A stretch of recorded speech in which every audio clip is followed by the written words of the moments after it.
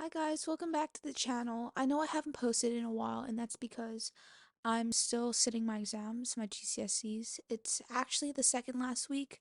I actually just finished the last exam for this week, so I'm almost done and I can come back to posting more videos, especially this summer vacation.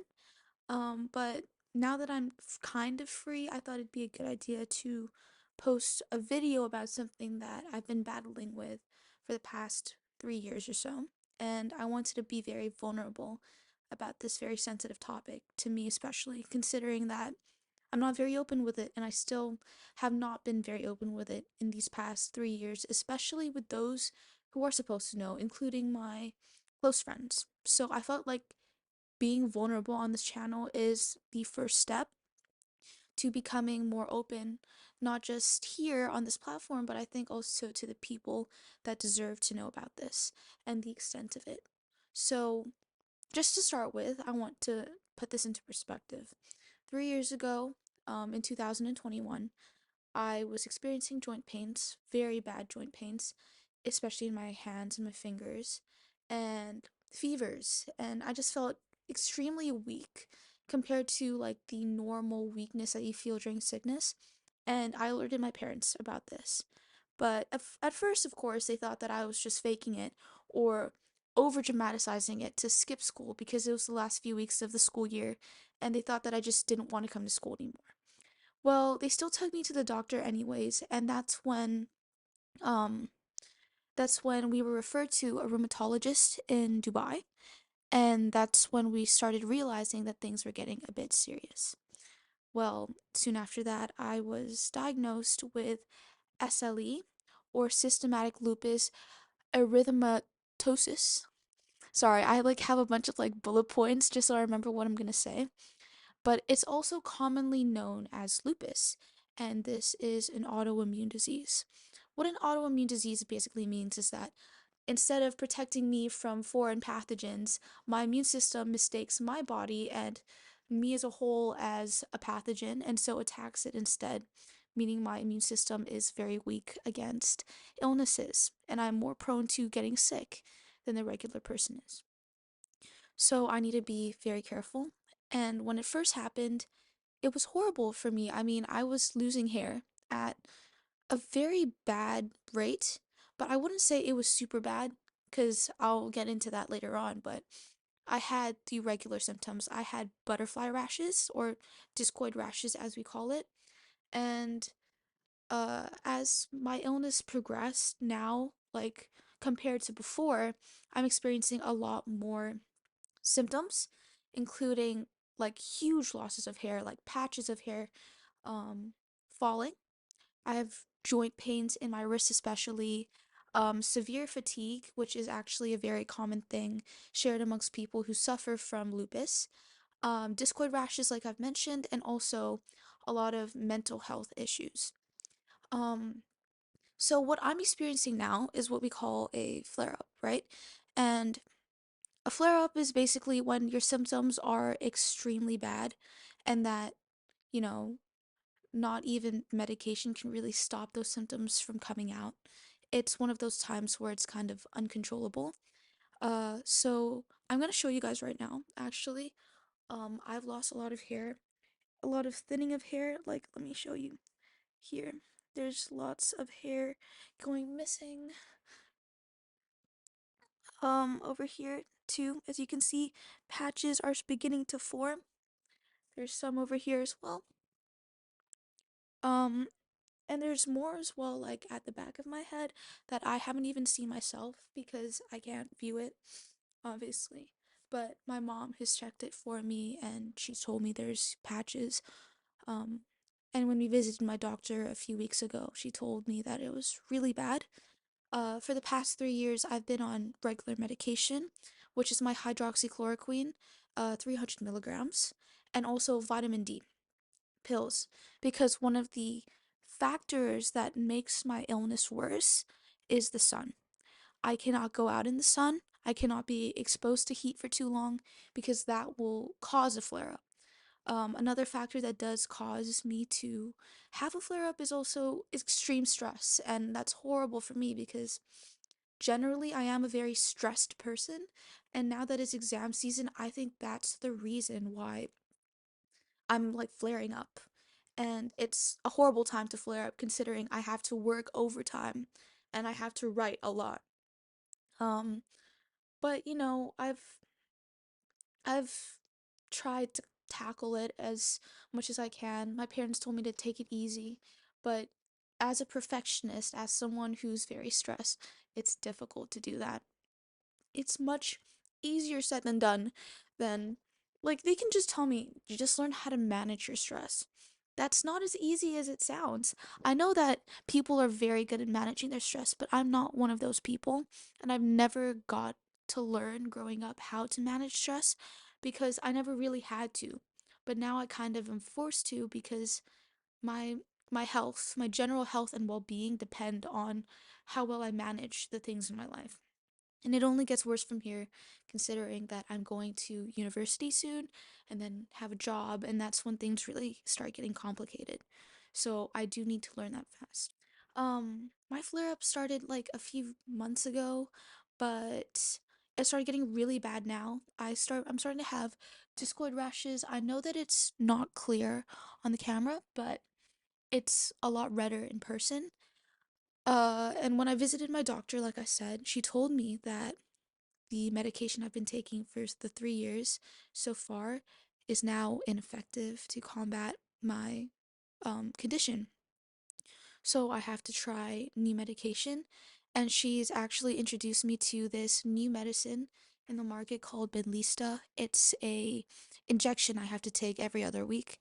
And uh, I'm still not taking it just yet because we need insurance to approve me using it, but before that, I also have to do a blood test to test for any infections and sicknesses, etc. So once I get there, I'll get there. Um, but for now, I'm just really trying to fight it as much as I can. I'm still taking my medication, my steroid medication for my hair and for my face, as well as my tablets. But obviously, I'm aware that it doesn't work anymore, but I'm still trying my best to suppress it as much as I can. It's the very least I can do. And I feel like a lot of people with illnesses that restrict them from being like everyone else understands that, it's really, really, really frustrating in this position. Like, um, especially when you're first diagnosed, it's very hard to accept that you can't be like everyone else. Um, I'm very grateful that I I have like a mild case of lupus. But even as you can tell, like I am suffering a lot. So I can only imagine what people with severe cases are going through, and I sympathize with them and I empathize with them because that is horrible to go through. No one deserves to go through that and have to miss out on all the great things. And I hope there is a cure for lupus soon. But yeah, I just hope that everyone who might have it, who's watching, I hope that you're handling it well.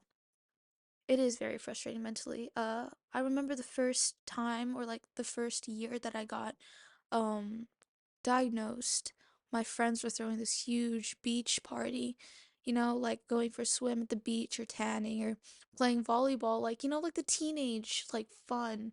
But obviously, I was just diagnosed. I was going through it. It was a big flare up. Um, and I couldn't go. And I cried. I was extremely sad because it felt like for the first time I had to force myself to be left out of the activities I wanted to do with my friends because I couldn't join. I would be risking my own health for some temporary fun. And if you put it that way, it makes sense. But to a girl that's so young, obviously she wants to be part of it. She wants to be with her friends and spend time with her friends. It makes me sad still now, but I feel like I've gotten so used to this life that I've kind of adapted to it. But still, you still feel that effect sometimes when there's things that surprise you that you can't do, or because you're having a flare up. It's different when you don't have a flare up. You can do a lot more when you don't. And I feel like the people around me, like my friends, they know about what I have, but I don't think they've ever they've never took the time to research or to really understand and empathize with how I feel. I know that they cope with me having this illness with jokes, and sometimes I just want to be told that it'll be okay and that I'm supported and I'm understood. I wish that they didn't have to take it so lightly because they don't understand the extent of what I'm going through. And sometimes I just want to be closed because I don't tell them, like, actually told them the extent, actually, of what I'm going through, but it seems like it's not really clicking in their head how mentally draining it is and how it's taking pieces away from me, basically. Like, I feel like they don't understand. And I feel like that basically drags me down a bit. And I know that they're trying their best, but I feel like, I don't know. I'm not saying that, oh, you should always research a lot and always like know this and that and that. I just want them to at least research a bit because this is serious, but I don't think they realize how serious it is. And you know what? That's fine. If they don't want to research, that's fine.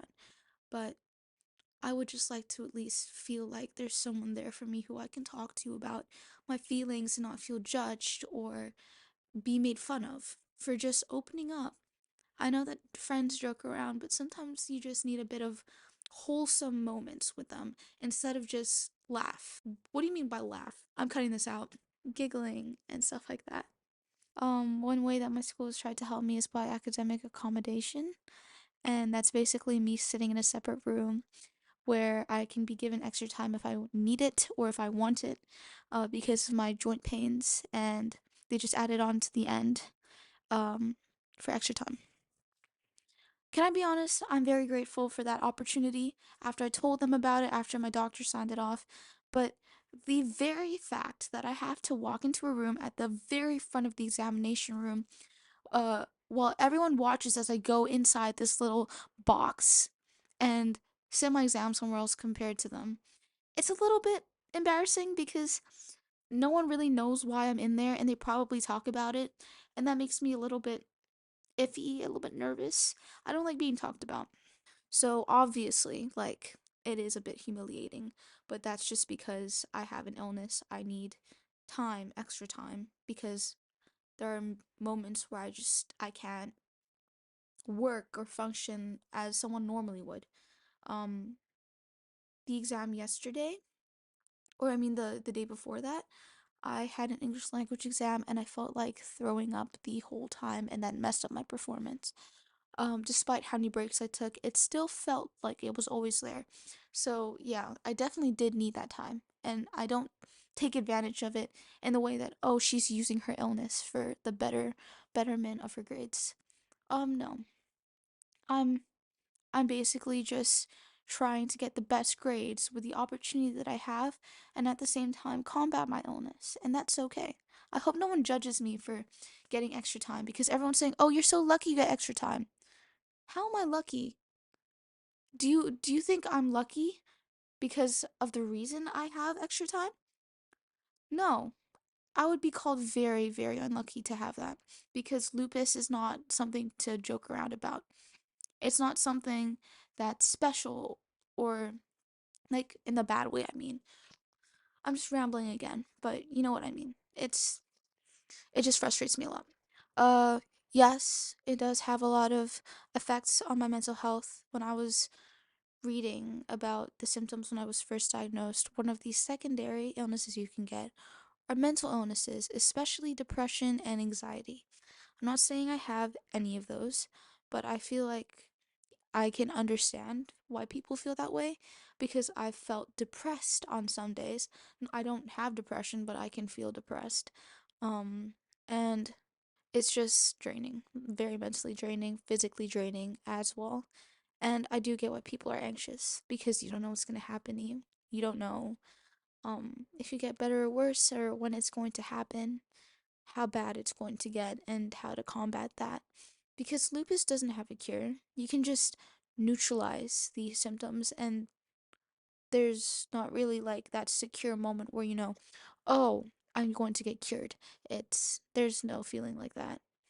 The best you can do is kind of just fight through it, make sure you have no flare ups, and try to live life to the fullest while still having lupus.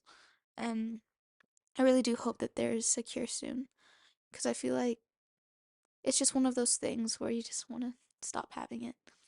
And I know that in a sense it's kind of a blessing if you think about it like that, but it's really opened my eyes like a lot. And in a sense, I'm kind of grateful that I got to have an experience like this because it helps me see the world through a different viewpoint, helps me understand that I had to really be grateful for what I had before I started having this. It's not like I'm trapped away or isolated or anything, but I had a lot of liberty, a lot more liberty than I do now. And it's okay to be different, but there's always that feeling that you wish you weren't. Well, I have a headache now and I'm exhausted because it's almost 11 p.m. and I just finished my bio exam today. So I think I'm going to cut this video here. Sorry for yapping so much, but I think that this was a really important conversation for me to have. Like, I've already filmed this before, but I was crying. But now I feel like I'm just so tired, and I have, I guess, not like the first timey approach to it anymore, so that's why I'm not crying. But I was about to earlier. But yeah, thank you guys so much for listening. If you listen to the whole thing, I'm really impressed. I'm sorry for keeping you so long. But thank you so much for watching, and please support me if you can. And I really do appreciate all of the love and support that I get from all of you. Thank you guys for being here. Bye.